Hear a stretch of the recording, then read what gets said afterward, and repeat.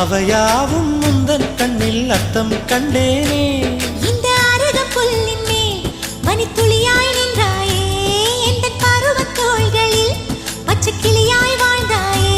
என்னை துளசி செடியாய் சுற்றி வந்தாயோ, கண்ணால் பார்த்து பார்த்து வெற்றி கண்டாயோ.